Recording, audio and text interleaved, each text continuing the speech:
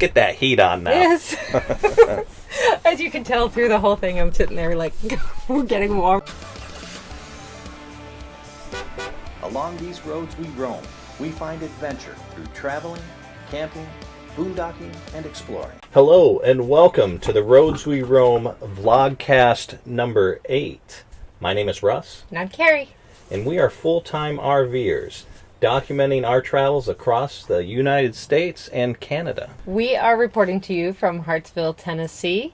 And while we're in the area, we've been exploring Lebanon and Mount the Juliet. Juliet area, some of the Gallatin area. I'll tell you, it's really beautiful area. The quaint little shops that I have yet to go into, and I will probably cause a lot of damage if we do go in there. Well, you're not going in them then. No, I can't go in there. The surrounding, rolling hills of Tennessee is gorgeous.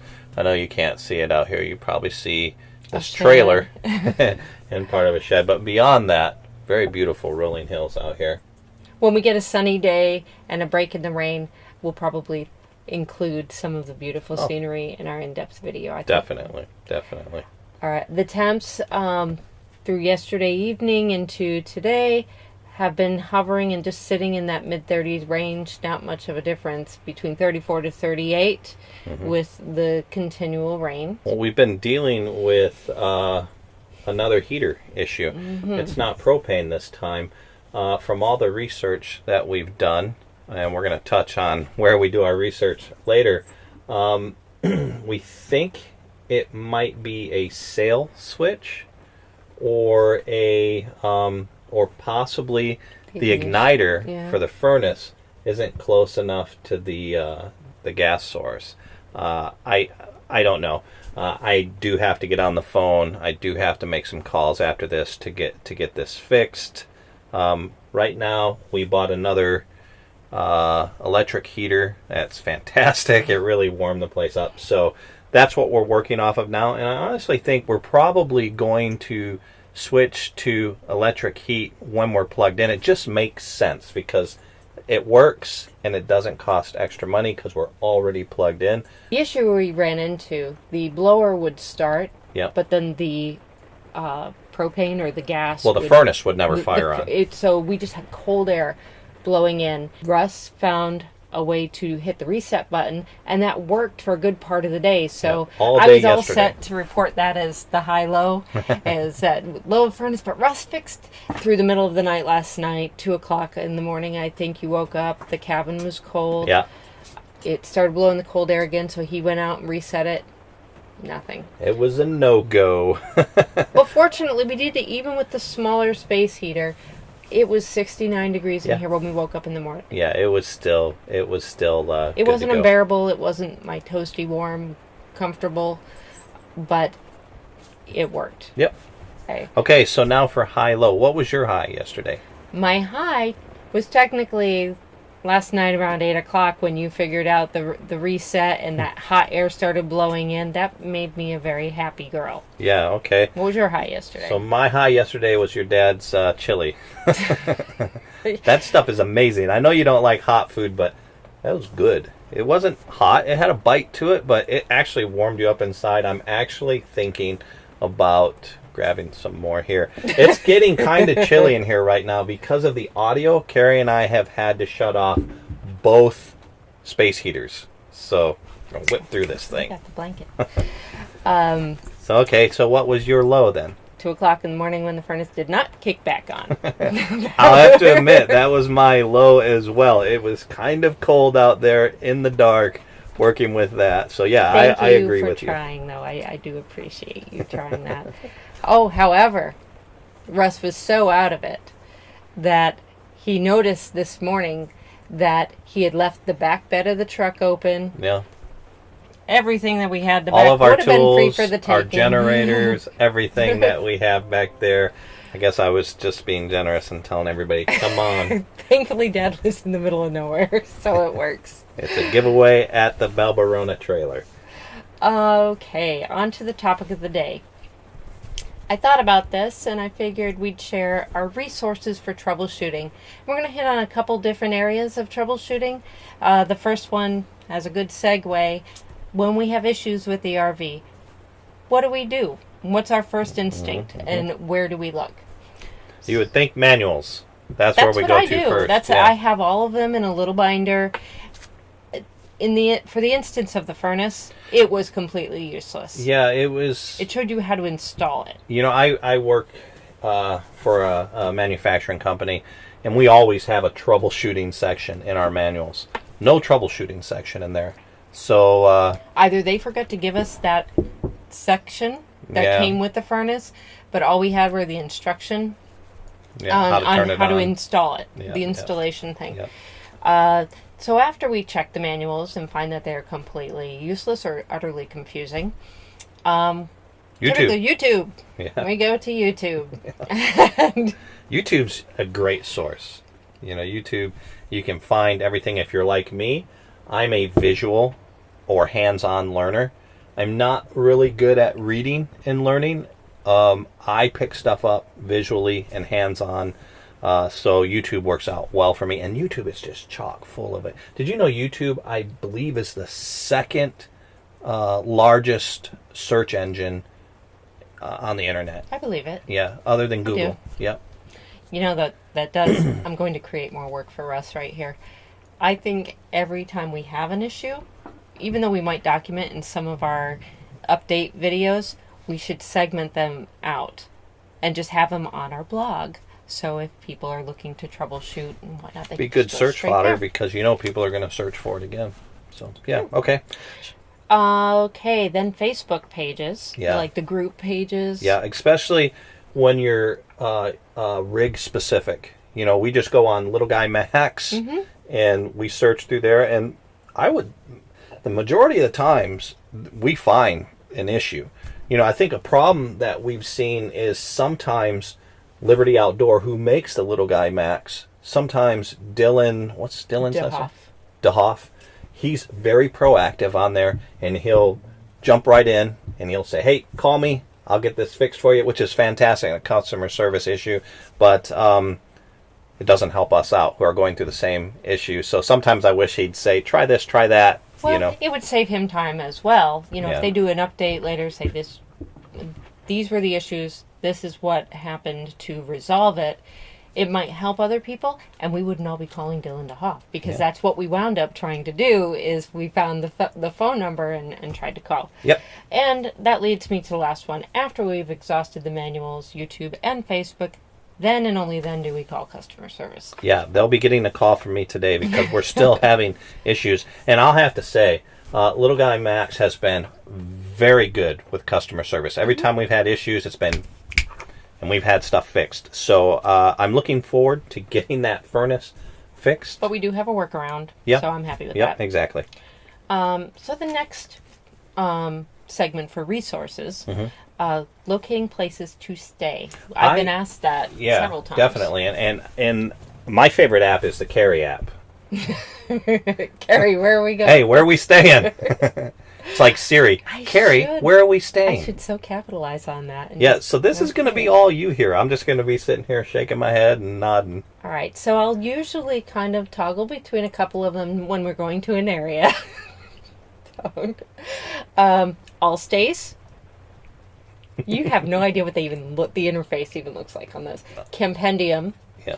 And one of the things about Campendium that I really liked, we can just search for specific, if we're just looking for a place for a dump station, you can just sort just for that. Or if you're looking for a place for like a Cracker Barrel or a Walmart place just to stay overnight. But they have all sorts of filters on that. Boondockers welcome. We had recently found out about it, just signed up for it. And if you don't know about it, Boondockers Welcome is a community of people that have agreed to let fellow RVers stay overnight on their property for a night or a couple of nights. It's you arrange it with the host online when you talk. No charge. However, they do say if you are plugging in or using their water, maybe make an offer to the host. Yeah, it's to just common compensate. courtesy. But and they'll let Definitely. you know, they put pictures online to show you what the site would look like, how what type of rigs it can accommodate. And if you're just traveling through an area and you don't want to pay the money to stay at a campground, it's a great opportunity, and you get to meet a lot of great people that have similar hobbies or tastes. So what about Harvest Host? What is that? Harvest Host? You pay a fee and you get access to a group of businesses that allow you to park overnight, but you have to be completely self-sufficient. So you cannot go to their parking lot and put out your awnings and pop everything out and put your mats or anything. Because it's a business, right? Right. Okay. It is a business, but they will let you park there overnight for free. Mm-hmm. And the only thing that Harvest Host asks is that you visit support the company. Support the business. Yeah. Thank you. Yeah. And a lot of times, you probably would wind up... Anyway, I've heard of some of these being at vineyards and really cool shops. Well, if it's a distillery, I'll be supporting them like crazy. Probably better to get a campground at that point. Yeah, I was going to say, you don't have a far way to walk, and there's no problem driving with that. Yeah, definitely. That's a great idea. All Stays, Compendium, Boondockers Welcome, and Harvest Host are the ones that I typically use. I know there's a lot of others out there. Please feel free to write in. Let us know so we can post put them it in the comments below. We can put it on the blog so that other people can find out about these great things that are out there. Mm-hmm, definitely. Now, on your way to get to the campgrounds or to the overnight stays, I put this on here for fuel. I know for at least us, we have a worry about whether or not a gas station will have enough room. And you can typically count on Loves or Pilot Flying J's to have the larger spaces for the trucks and the RVs to get through.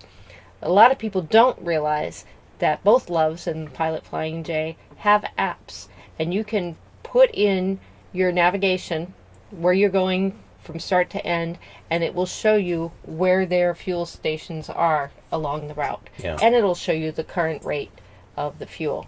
Not for everyone, but for a lot of people, internet connectivity is a big thing. Mm-hmm. We have a jetpack, which we use, but let's say you're in an area or let's say you've run out, like we've done, and you want to access free Wi-Fi so you can upload your YouTube videos or check your emails or whatever. Yep. McDonald's and Starbucks are typically the first thing that roll off people's tongues when you ask where free Wi-Fi is. But if you don't want to spend a couple hours sitting in a McDonald's or a Starbucks, or if their internet's just not fast enough too, you can go to local libraries. Those are great sources. And that's one that a lot of people probably don't think of, but yes, local libraries.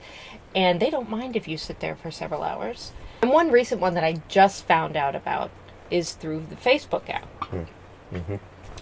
If you have an Android phone, you will go to the upper right-hand part of your screen where those three lines are. I think on iOS, it's on the lower right-hand part of the screen. Yep. The hamburgers.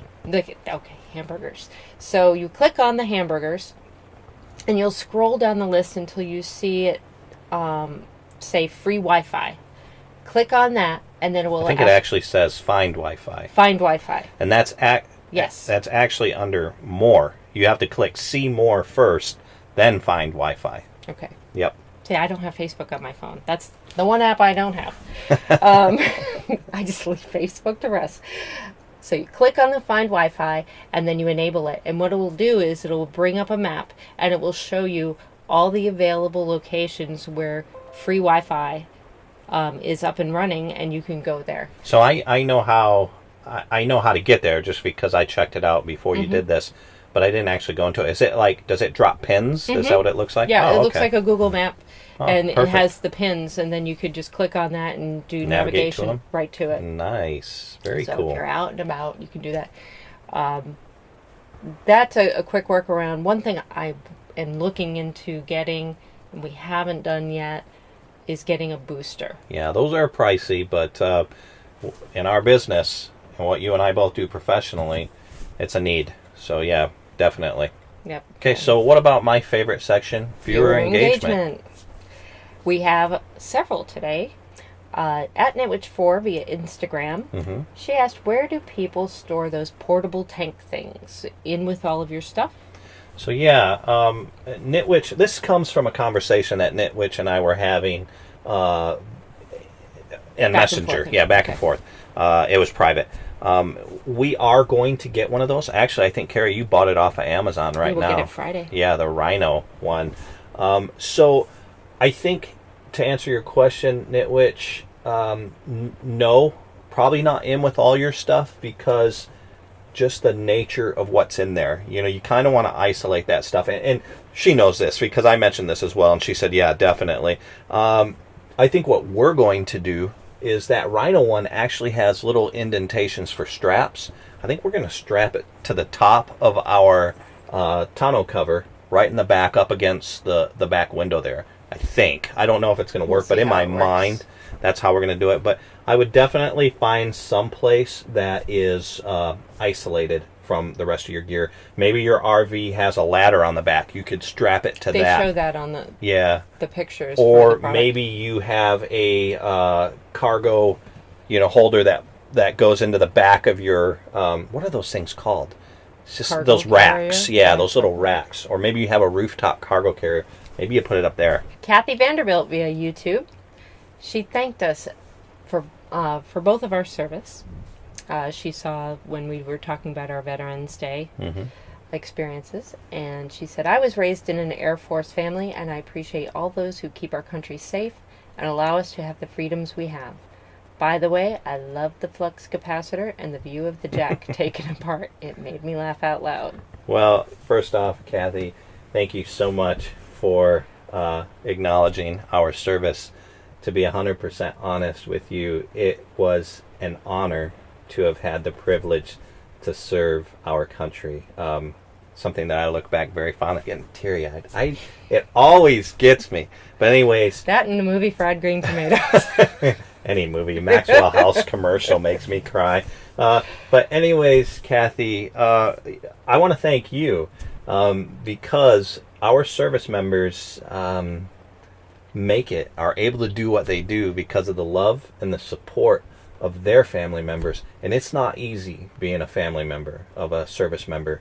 A lot of worry, a lot of moving around, and the service member is in their career, and their husband or wife is having to change their career every Or the time they go to kids another having to place. change school Kids all the going to time. another school. I was an Air Force brat growing up, and that was one of the toughest times for me, going into a new school and knowing, okay, I'm going to sit by myself for lunch today. Maybe the next day and maybe the next day. But the good thing about those things is everybody else at the majority of those kids are Air Force brats too, so they recognize that and they come to the rescue. But anyways, I'm glad you got a kick out of the flux capacitor. One of my quirks is I have a habit of quoting movies. And Back to the Future, Fast Times at Ridgemont High, and Jeremiah Jones are probably my... Jeremiah Johnson. Oh my goodness. Did I say Jones? Shame on you. Jeremiah Johnson. I got to go watch it again. It'll be the 175th time I've watched it. Stacy Forrest. Always enjoying seeing you guys and Teddy, but 100% on board with the podcast. Great idea. I'll be there. Safe travels. Thank you. Thank you very much. We're definitely going to do this, and I'm glad that you're on board. I'm getting a little chilly right Okay. now, so let's wrap it up. All right. Well, everybody, again, we appreciate your engagement. We appreciate your viewership. We We do. appreciate your support. If you'd like to show more support, mash that like button, leave a comment, share it with your friends and family. Don't forget to check out our blog, theroadswerode.com. You can also find us on Twitter, Pinterest, Instagram, and Facebook. Thank you so much. That's all for today. Bye. Let's get that heat on now. Yes. As you can tell through the whole thing, I'm sitting there like, we're getting warm.